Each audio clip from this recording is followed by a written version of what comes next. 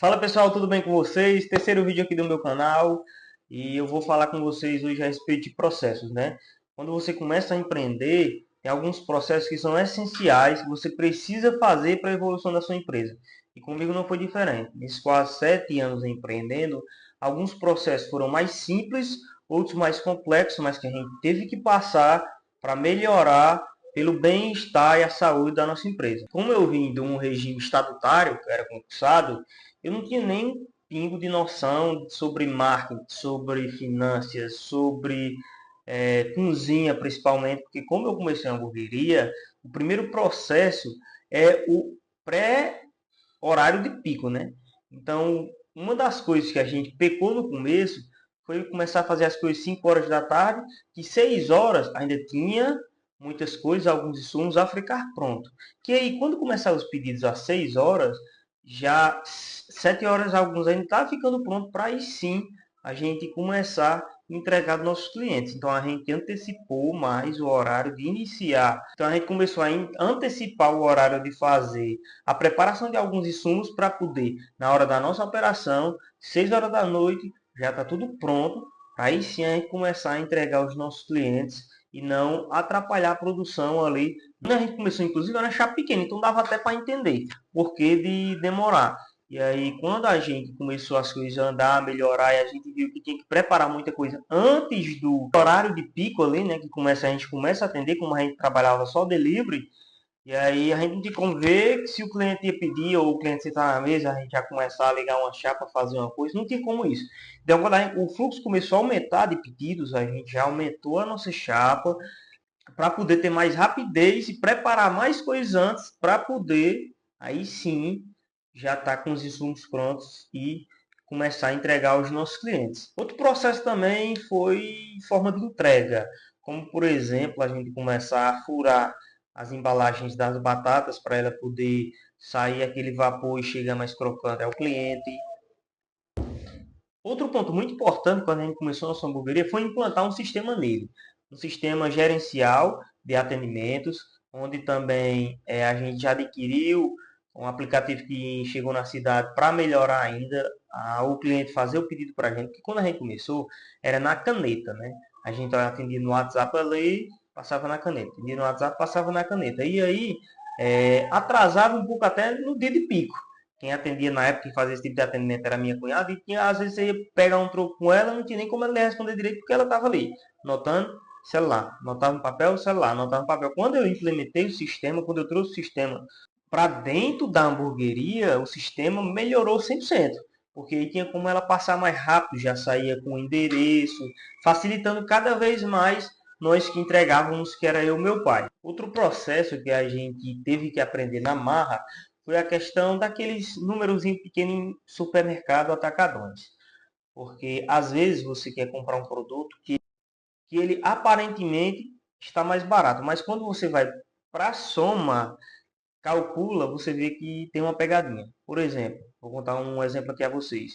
Um leite em pó para o açaí custava R$ 6,20 de 200 gramas, certo? 4 que daria 800 gramas, era para dar, não, é para dar R$ 24,80, correto? E aí você pegava uns grande de 800 gramas, e aí ele estava lá, que era 29,50 e estava por 27,10.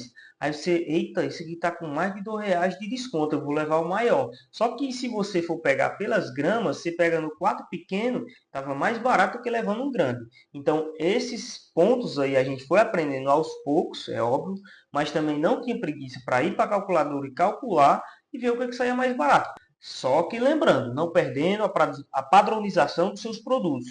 Eu sempre gostei de prezar na qualidade dos meus produtos. Então, nunca deixei de comprar uma marca boa por conta de preço. É óbvio, por exemplo, quando eu comecei, eu usava uma calabresa que não tinha sabor nenhum. E aí, aos poucos, eu fui escutando os clientes nas redes sociais e vi que não tinha tanto sabor. E aí, eu escolhi 3 marcas. Hoje, eu só uso de uma delas 3. E a das 3 que estiver mais em conta, eu levo. Mas a não ser, eu não levo. Outro processo que a gente teve que melhorar bastante foi o processo de preparação em algumas situações. Por exemplo, a gente usava qualquer óleo, o óleo mais barato, nas frituras. Só que aí a gente acabava que no final do mês gastando muito mais do que se a gente tivesse usando um óleo preparado e que pode ser mais caro hoje, mas que vai trazer um benefício mais na frente. Por exemplo, a gente usava um óleo muito mais barato e aí acabava que gastando 3 caixas de óleo por mês para as frituras. E aí a gente começou a usar o óleo de algodão, que é um óleo um pouco mais caro, mas que uma caixa dá para o mês inteiro. Ou seja, a gente parou de gastar 3 caixas para gastar uma. Por quê? Porque a durabilidade dele é maior e se a sua marca de fritura, seja de pastel, seja de batata, for uma marca boa, ele não vai ficar tanto oleoso. Outro processo que a gente aprendeu no dia a dia. Colocar a batata quando ela está muito congelada, quando o óleo estiver bastante quente. E um outro ponto que a gente já mudou foi sair do gás e ir para a energia. Colocado na ponta do lápis, a gente gastava aí cerca de 8 a 9 botijão de gás por mês. E aí saía muito pesado. Quando a gente passou para a energia, teve uma diminuição no gasto para preparar as frituras. E hoje a gente trabalha tanto com pastel como com batata frita, voltado para essa questão de fritura. Um ponto também da produção que a gente melhorou é que, assim, quando a gente começou, quem fazia um hambúrguer na chapa já embalava e colocava em cima da mesa com o papel da entrega. Hoje a gente já procura, principalmente ali no domingo, em dias que a gente sabe que vai ser muito lotado, já tem outra pessoa só para embalar. A pessoa está ali do lado da chapa e a única coisa que ela faz é o pré, que é colocar alface e tomate, e depois embalar e colocar lá. Só que como eu falei para vocês, sempre pessoas que vão manusear a comida, é bom lavar as mãos antes de manusear, se tiver pegado em alguma outra coisa. Não se iludam com luvas. Foi um grande erro que a gente cometeu no começo. A gente fazia com que as pessoas estivessem trabalhando na cozinha de luvas. Só que a luva dá uma mera ilusão. Dá uma mera ilusão de limpeza. Mas quando na verdade a pessoa se confia que está de luva, pega no celular, pega em alguma outra coisa, o que a gente fez? A gente cortou esse gasto de luva, jogou a luva para fora e colocou uma torneira na cozinha para sempre que a pessoa sair da cozinha, pegar no celular alguma coisa, ela tem que voltar lá na torneira, lavar suas mãos para depois voltar à produção. Inclusive, é algumas coisas que a gente melhorou na cozinha, de colocar um papel proibido mexer no celular em hora de produção, lavar as mãos sempre antes de manusear qualquer tipo de alimento, porque todo mundo que trabalha no ramo alimentício tem que sempre que se preocupar com o manuseio, com a limpeza, certo? É mais um processo que a gente melhorou. Hoje, todo santo dia é feito a limpeza da nossa cozinha e uma vez por semana é feita uma limpeza geral. Por quê? Matheus, começa a limpeza geral, desliga freezer, limpa dentifrice, descongela freezer, a limpeza geral é limpa o ventilador, limpa tudo. As limpezas da noite são voltadas para exclusivamente cozinha e chão.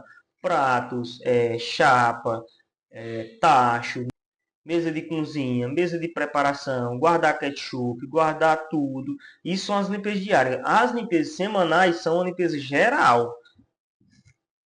Que a limpeza geral, ela já vai limpar tudo, tudo, tudo que você imaginar, não fica nada sem limpar. Entendeu? Então, é sempre bom você se preocupar com essa questão de limpeza quem trabalha no ramo da alimentação. Outro ponto, de outro processo que a gente teve que mudar foi entender que dinheiro sobrando na empresa não é sinônimo de trazer mercadoria para dentro da empresa. A gente aconteceu um erro assim quando a gente começou, em cerca de uns 8 meses mais ou menos. Nós chegamos no atacadão e a batata que a gente compra estava muito barata. Tinha R$ 3 de desconto mais ou menos na batata, no pacote. Então aí a gente estava com dinheiro sobrando, compramos 3 caixas de batata. E aí levamos aquela alegria, vamos ter um lucrozinho a mais. Quando chegamos lá, que tiramos da caixa, guardamos no freezer, não ficou tudo lá, a gente levou um pouco lá para casa da nossa mãe para guardar lá também. Beleza. Aí, na hora da produção à noite, primeiro saco de batata rasgado, saiu a podridão. Ficou podre. E aí a gente, e agora começamos a olhar outro saco das 3 caixas, só ficou uma. Só ficou uma que estava prestando, as outras duas não estavam. Aí perdeu? Perdemos. Por quê? Após feito as compras, a gente notou tudo, jogou o papel fora. A gente achava, não tinha essa experiência de esperar e olhar para se por um acaso, em eventual problema como esse, a gente ter como reclamar. A gente não tinha mais como reclamar. A gente jogou o cupom fora. E a gente só iria voltar a Juazeiro uma semana depois. Então, são processos que a gente precisa ter em mente e melhorar diariamente e não ter medo de cobrar aquilo que é seu.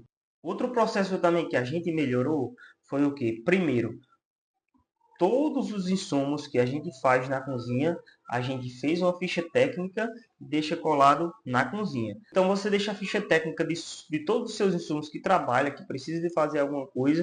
Por quê? Quando você tem um funcionário novo, fica mais fácil de você conversar com ele e explicar como é que faz. E outra, não coloque apenas uma pessoa para fazer o que tem que fazer na sua cozinha. Com outro processo que a gente sofreu no começo. Quando a gente contratava uma pessoa, dizia, ó, você vai fazer batata frita. A pessoa só fazia batata. Então, se uma pessoa faltasse de outra situação, de montar açaí, de fazer sanduíche, aquela pessoa só sabia fazer batata. Então, a gente mudou isso aí com o tempo de quem entra na empresa, a gente ensina todos os processos. Hoje, a pessoa sabe montar açaí, a pessoa sabe fritar e montar pastel, a pessoa sabe fritar e montar batata, a pessoa sabe pré-fritar as coisas, se tiver que pré-fritar alguma coisa antes. Então, a pessoa sabe vários processos, não só um, porque faltou alguém, ela consegue cobrir aquela ausência ou dividir a tarefa naquelas duas ausências. É mais um processo que a gente melhorou de padronização da cozinha. É o funcionário saber de todos os processos que acontecem dentro da cozinha, com organização e sempre mantendo a higiene. Então, foi um dos processos que a gente teve que melhorar na questão da cozinha. E outra, ter uma ficha de prioridade. O que precisa ser feito primeiro, o que precisa ser feito por último. Isso aí também a gente aprendeu com o processo. Se você gostou, curte, comente, compartilha, deixa o seu positivo aqui no vídeo. Valeu, vamos pro próximo vídeo.